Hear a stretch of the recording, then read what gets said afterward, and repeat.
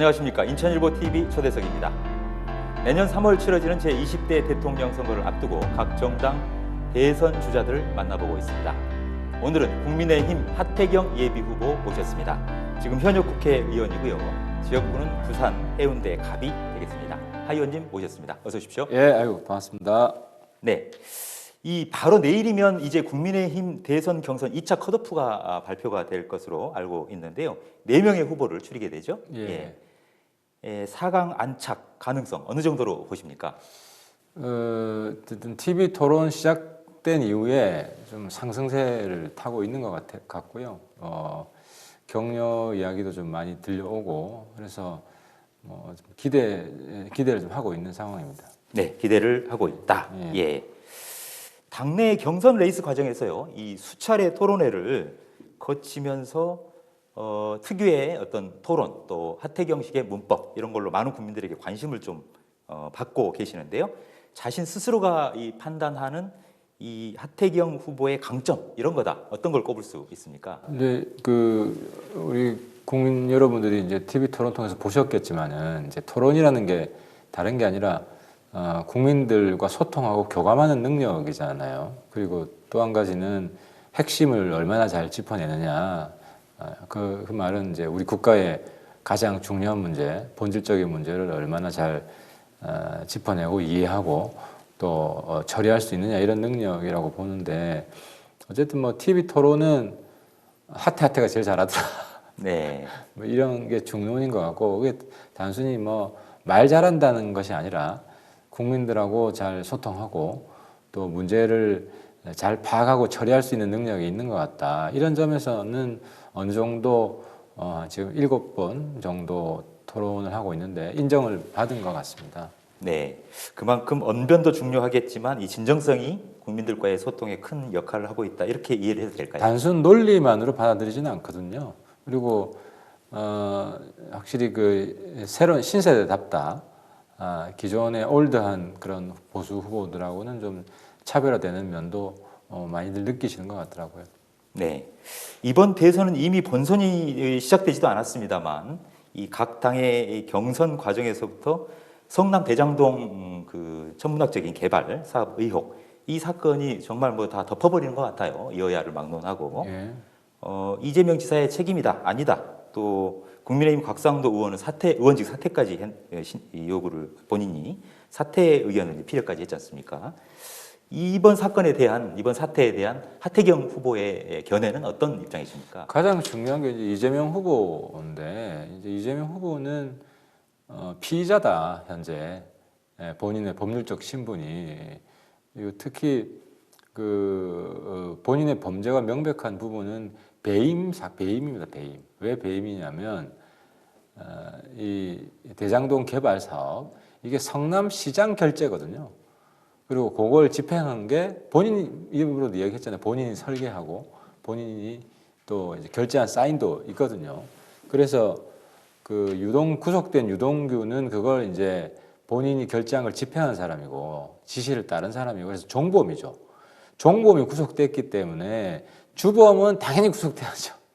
구속돼야 되고 그래서 현재 법률적인 처지는 피의자인 것이 명백하고 그래서 우리가 자꾸 특검을 요구하는 것도 현재 검찰이 미적미적되고 이럴 경우에는 바로 압수수색 들어가고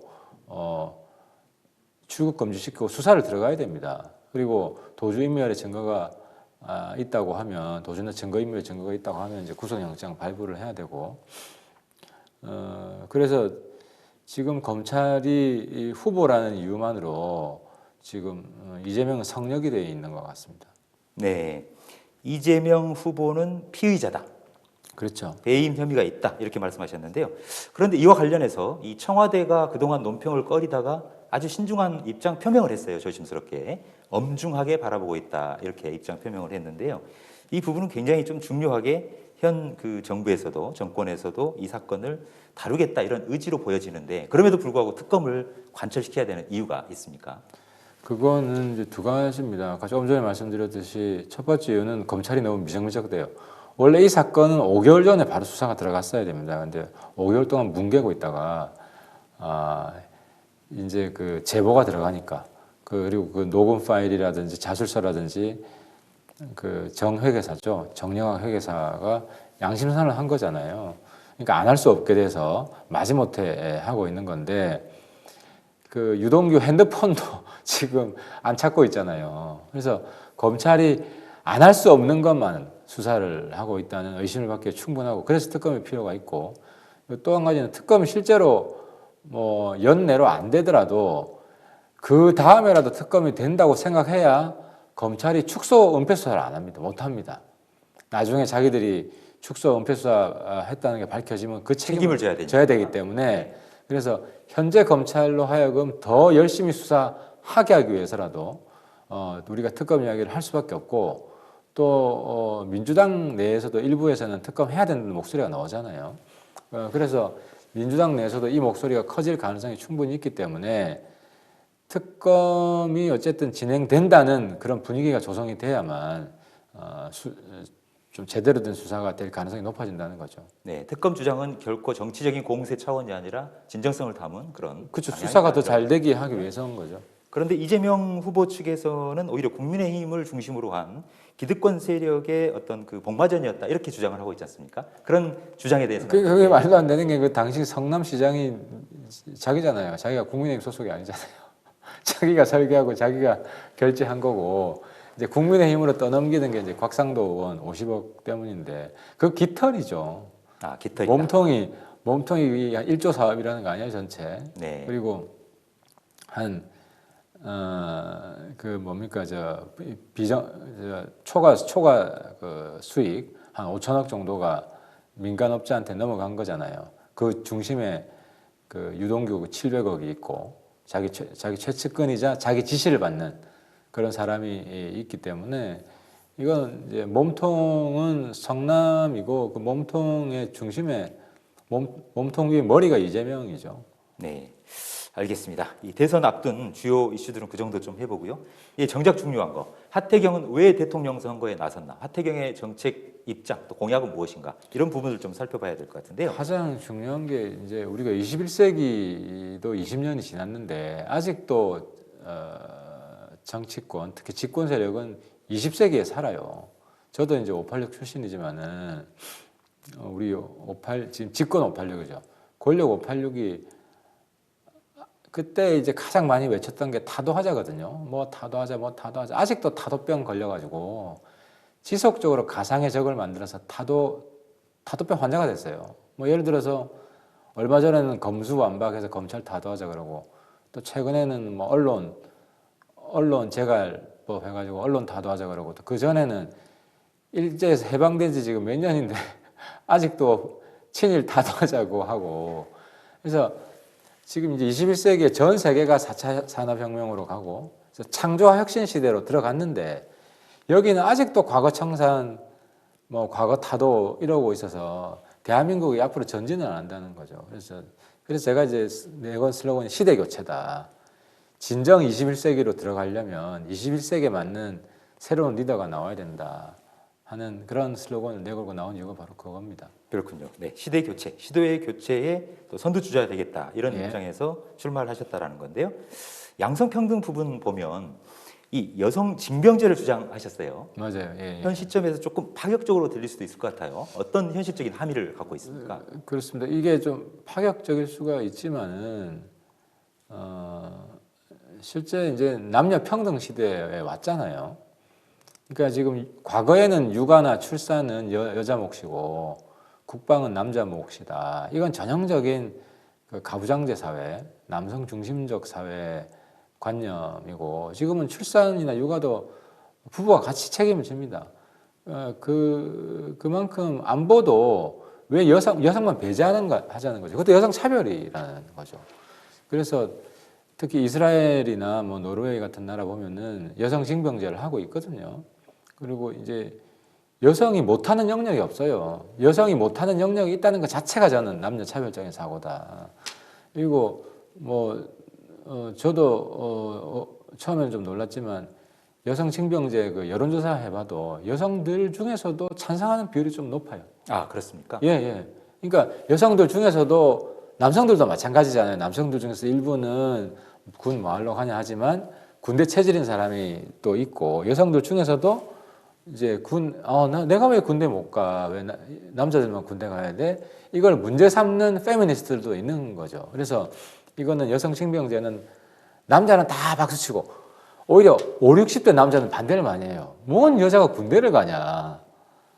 그래서 이건 남성은 찬성, 여자는 반대 이런 이슈가 아니더라는 겁니다. 네. 남자 중에서도 찬반이 있고 여성 중에서도 찬반이 있고 하지만 시대가 모든 영역에 있어서 남녀 차별을 제거하는, 없애는 그런 시대로 가고 있다는 게 제일 중요한 포인트 같습니다. 네, 여성 징병제 추진해야 된다. 또 코로나 사태가 2년 가까이 지속되고 있지 않습니까? 서민들 삶이 정말 말이 아닙니다. 한국 경제의 근간이라고 할 수 있는 특히 자영업자들의 피해가 아주 극심한 상태인데요. 내년에 새로운 정권 또 새로운 정부가 들어선다면 포스트 코로나 시대를 대비해서 어떤 정책적인 어떤 그 방향들을 세워 나가야 할까요? 저는 이번 정권에서도 위드 코로나로 가야 되지만 다음 정권은 100% 위드 코로나로 가야 되고 위드 코로나가 뭐냐? 저는 제일 중요한 게 확진자 발표를 안 해야 됩니다. 그러니까 확진자 발표를 하지 말자. 확진자 숫자 발표를. 네. 그러니까 내년 대통령 취임할 때쯤 되면은 거의 100% 가까울 거 아닙니까? 그런데도 돌파 감염이 있죠. 네, 백신 접종률이 100%를 돌파할 것이다 이런 말씀이죠. 백신 접종률이 그러니까 네. 이제 두 번 그럼에도 맞은 불구하고 돌파 감염은 계속 유행이 될 일부가 있을 것이다. 텐데, 근데 차이점은 지금 돌파 감염이 있다고 하더라도 사망률은 급격히 떨어지고 독감 수준이라는 거 아닙니까? 그러면 이제 우리가 독감 환자 뭐 몇 명인지 발표 안 하잖아요. 네. 근데 그 똑같이 코로나 확진자 숫자도 발표 안 해야 된다는 거고, 확진자 숫자를 발표하면 사람들이 그 자체에 공포에 질려가지고 뭐 식당 마음대로 다 뭐 숫자 제한 안 해야 돼 이런 논란이 벌어질 수밖에 없어요. 네. 그래서 내년 대통령 선거가 끝나고 대통령 취임할 때는 확진자 발표를 중단해서 다시 정상으로 돌아가는, 그리고 코로나는 독감하고 똑같이 이제 그때는 치료제도 나와 있을 거기 때문에 뭐 우리 일상으로 해결해야 되는 문제다. 네, 일상으로 이제 돌아가야 할 때다. 여러 가지 공약 발표하셨는데요. 만약 대통령에 당선이 된다라면 그 무수한 많은 공약 가운데 어떤 공약을 가장 최우선으로 추진하실 계획이시죠? 1번 공약은 노동개혁이죠. 노동개혁. 노동개혁인데 예, 어떤 내용을 담고 있나요? 그러니까 이제 일자리 문제가 지금 우리나라 지금 그 고용률이 원래는 OECD 국가 중 상위권이었거든요. 그만큼 고용이 잘 된 나라였는데 지금 하위권이에요. 이제 그 가장 그 유럽에서 실업 문제가 심각했던 프랑스보다도 고용률이 낮습니다. 그렇게 된 가장 큰 이유가 철밥통 때문에 그래요. 그 해고를 못하기 때문에. 한번 생각해 보세요. 그 어려울 때 해고를 못한다 그러면 조금 사정이 나을 때도 최소 고용을 합니다. 많이 뽑았다가 해고를 못하면 더 힘들어지니까.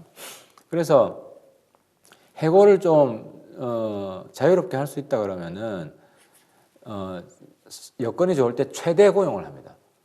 그래서 상시 해고를 허용을 하면 오히려 고용 총량이 늘어납니다. 이 원리를 지금 우리 국민들이 정확히 지금 직시를 해야 되는데, 그래서 상시 해고를 하는 게 최대 고용으로 가는 길이다. 근데 이걸 민노총 같은 철밥통 노조가 꽉 틀어막고 있거든요. 근데 거기는 사실 인구의 5%도 안 됩니다.